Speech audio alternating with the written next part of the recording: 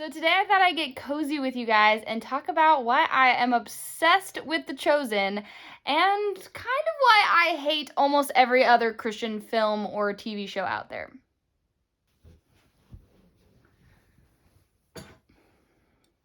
Got me tea. I'm British now. Just kidding. That's literally probably the worst British accent I have ever done. Okay, so let's start with why other Christian films don't necessarily work. The first thing that I thought of was they're preachy. I feel like I go into the theater and I'm getting shoved Jesus in my face, and it's not even really Jesus. It's more of don't do this, do this. Don't do this, do this. It's really religious. It's really religion. And even if they say in the film, like, it's not religion, there's just something about it that's wrong, that doesn't work, you know? So then I was like, okay, what else doesn't work in there? Yes, they're preachy, but some of them aren't preachy. Why do those ones still not work?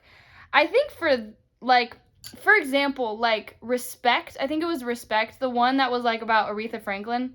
That was actually the majority of the movie was so good. It was so powerful, her story.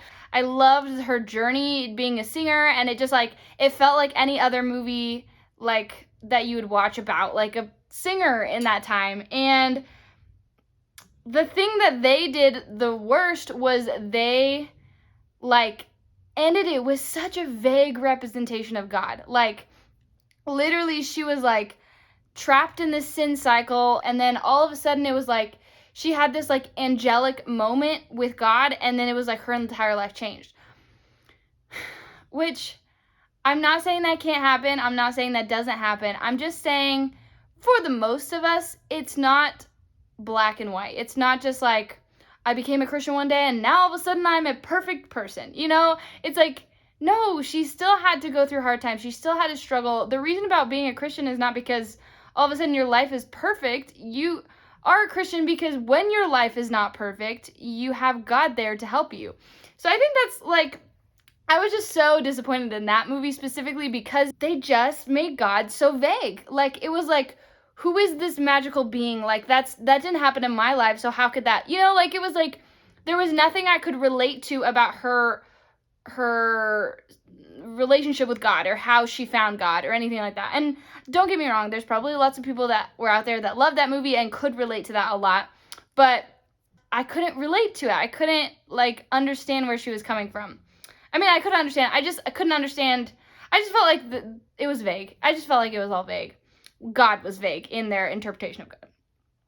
Other things that I think they do wrong, not necessarily Respect, but a lot of Christian movies, is they make their characters super black and white. So the good guys are really good and the bad guys are really bad. Or the good guys are really good except for their one flaw, and then their one flaw is what's ruining their entire life, and when they fix that one flaw, now all of a sudden their life is perfect, you know? And I think that's part of the movie world is we've been taught that there's good guys and bad guys, and there was no middle ground. There was no I don't know. And I probably haven't watched enough of the crappy Christian movies to really be able to tell you what's wrong with each one of them. There's probably something different about each one. But generically, the ones I have seen is a character flaw, I would think, in their character development is just so black and white. I don't relate to them at all. They don't seem real, you know? The next one is... Oh, also, Jesus, this kind of relates to the earlier one. Jesus is some intangible, magical being. And I think that is, a huge thing.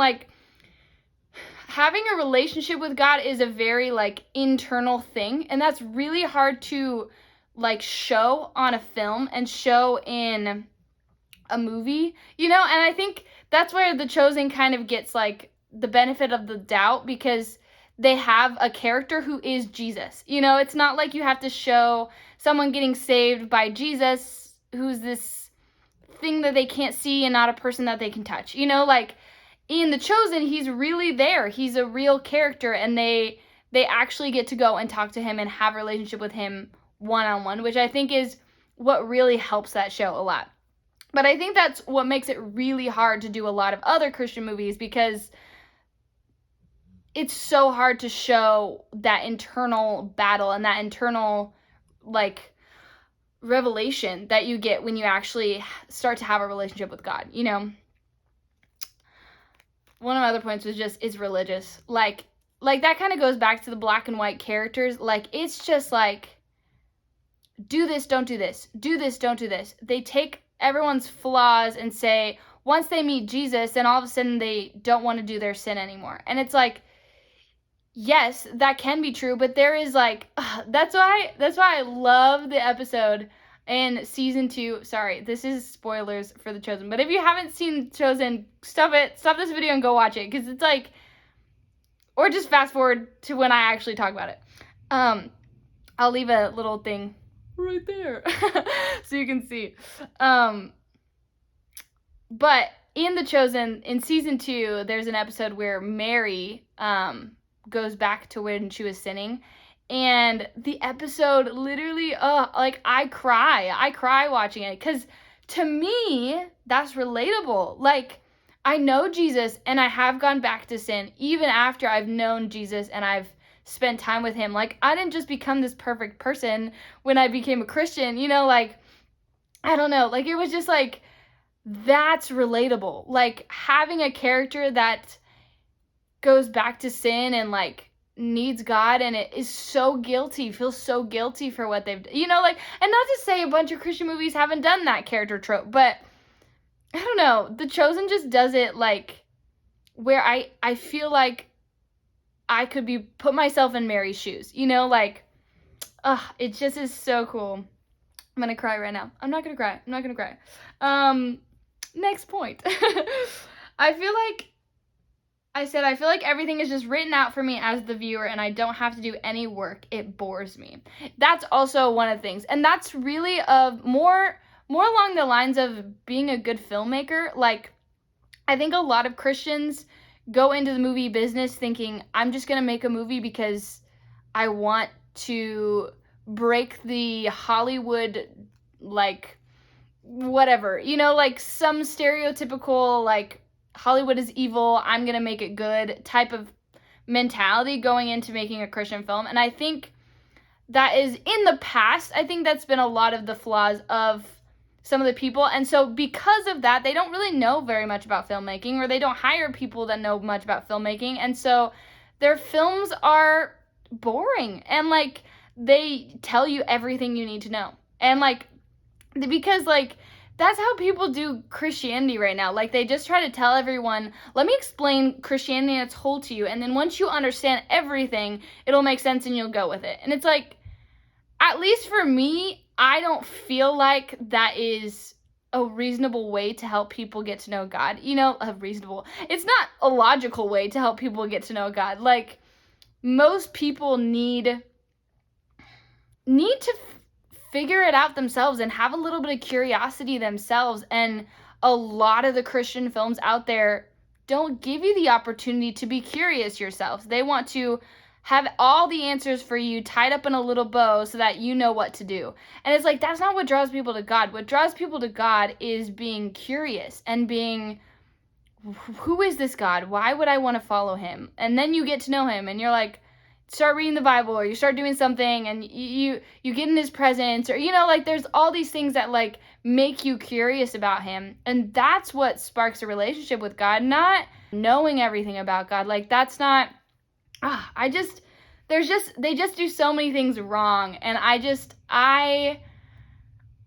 feel like, if you are a filmmaker and you are going to make a Christian film, or if you're a Christian and you just want to like help films, I don't know, if you're a Christian and you're a filmmaker and you're going to make a film, think about, why am I doing this?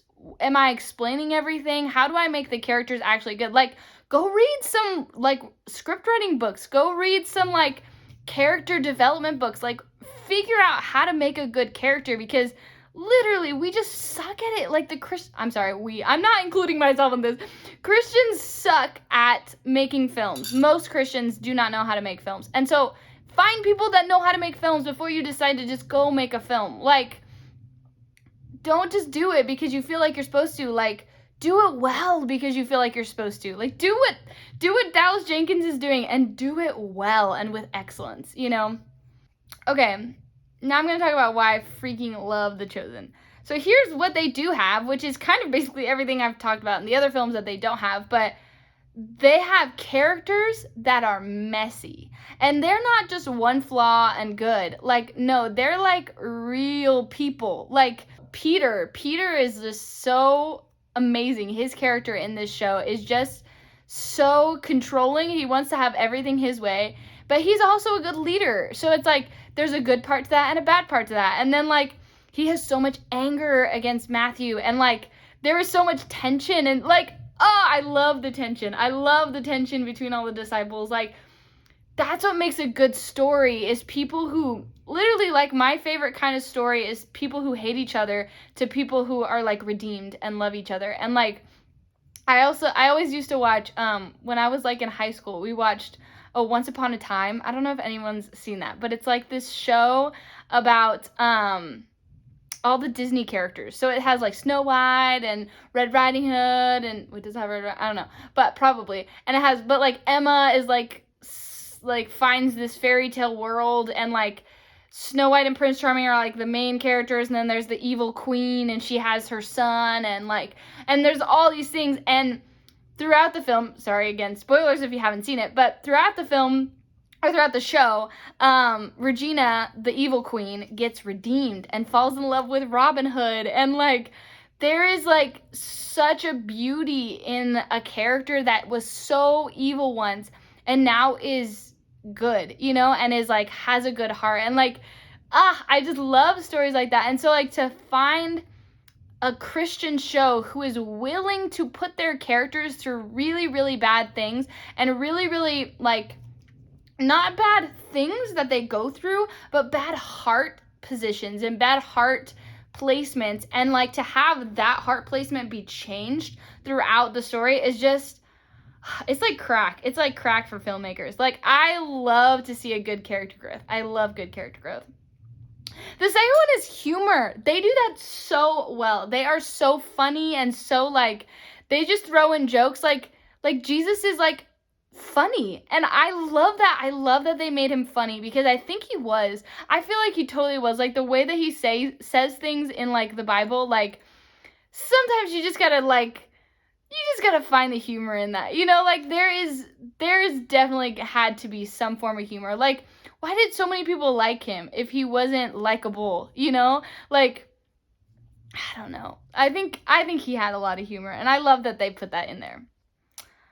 Relatability, again, going back to the episode with Mary, like then there's so many episodes that I cry in because I just relate to the characters. Like to feel like you are seen and heard in a film is why we go to the theaters. Like that's really why we watch movies, is because we want to feel seen and heard. Yes, there is escapism and we want to like get out of our world and see someone else's world, but really I feel like film is a form of therapy. Like people go to film to like feel better and like cope with what they're going through. And so to see someone else go through what you're going through, and especially like when she went to talk to Jesus and he was just like, I forgive you. Like there was no disappointment in his eyes. Can I just say that again for the people in the back? There was no disappointment in his eyes. Like I love that they didn't make him disappointed in her, because I feel like if you've been raised in like the Christian households, not necessarily like just Christian culture, there's a lot of disappointment instead of anger, because anger is seen as bad and disappointment is not. And so there's like this I don't know, like God's just been talking to me a lot about like how much he's not disappointed in me when I make mistakes. Like he doesn't look at me and go, ugh, she did it again. Like no, he's like, I'm so glad you're back. You know, like that's gonna make me cry, but like I love that about this film, and I love that about this show, and I love how like it just is like a breath of fresh air, you know. Woo. It doesn't feel like it's preaching at me either. It doesn't. Like, yes, there is moments when it does feel like there could be a little bit more going on in the film, or it feels like they might have told me a little too much. But I mean, that's with any film, you know, there's gonna be like some parts of it that you don't love entirely. But I think there's so many parts of it that are relatable and funny and just really good filmmaking and script writing. Like, I think whoever's writing the scripts on this, like, bravo to you, because you know what you're doing. You definitely know what you're doing. And it's way better than any other Christian film about the preaching, generic. Like, I don't feel like I walk into that theater and I walk out feeling like, I need to be better. Like, I don't feel that when I walk into there. And I think that's what I mean by preachy, is like, when I watch Christian films, I watch them and I'm like, I feel like they're just telling me what I need to do and what I don't need to do. And like this, I don't feel like that. I feel like I don't feel like I'm being preached at, if that makes sense. It doesn't feel religious. It really feels Holy Spirit driven. And I think I've watched a lot of the behind the scenes of this film because I love it. I really love it. And I think there's a lot of like just peace in it. You know, there's a lot of peace in like, it doesn't feel like I have to be anything to be loved by God. He just loves me. And I think, like that's so cool. Like I don't know. I love that show. But that's basically my little wrap up. I love The Chosen. If you haven't seen The Chosen, season 3 is coming out literally right now, which is why I was like, I just need to talk about this. But I'm so excited for the season 3. I did go watch the first 2 episodes in theaters, and I'm just excited for the rest. I'll let you guys make your own opinions on it and say what you want to say. But if you've watched it and you like feel differently than me, like I'd love to hear your opinion and like what you guys are thinking about it, or if you feel the same and you're like, yes, that's exactly how I feel. Like, leave a comment below. I'll check those later so I can talk to you guys about it. But I just love this show. It's so good. I recommend it to everyone. I haven't drinking any of my tea, so I'm gonna take a sip.